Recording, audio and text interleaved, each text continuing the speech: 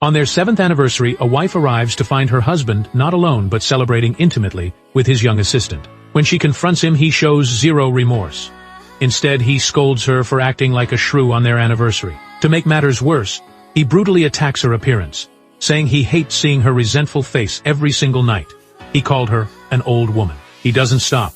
He claims their son hates her, calling her a controlling mother, not a good one. Suddenly, a man rushes forward accusing the husband of defending an abuser.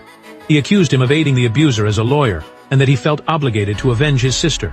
In the chaos, he pushed his wife forward, letting her take all the attacks for him. The doctor gives a slim survival chance.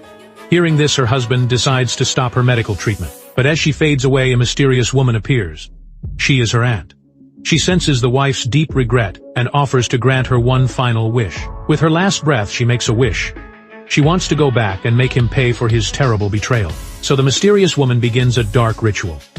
She uses the wife's own blood as a guide to bend time. As she vanishes, she screams a final vow. If there is an afterlife, she will never let him go, and she will have no pity for him whatsoever. Suddenly, she opens her eyes and realizes she's back.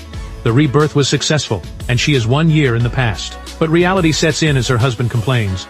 He wants his blue tie, and her son doesn't like the healthy breakfast she makes. Moments later, his assistant called.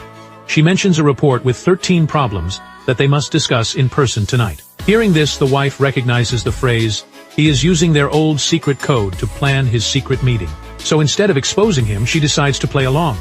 She says it's perfectly fine for him to work late. The next day, her son rejects the breakfast food.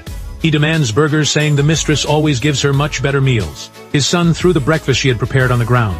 Then the boy delivers a final blow. He cruelly announces that he wishes the mistress was her real mother instead. With newfound determination, she makes a phone call.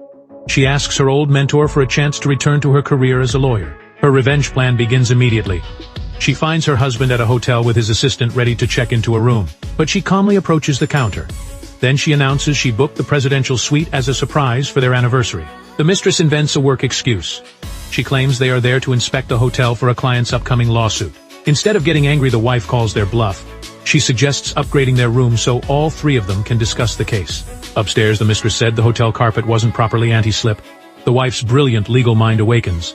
She attacks the assistant's weak argument about the hotel's carpet being slippery. Just then, she received a tearful phone call from her son, who told her to come home.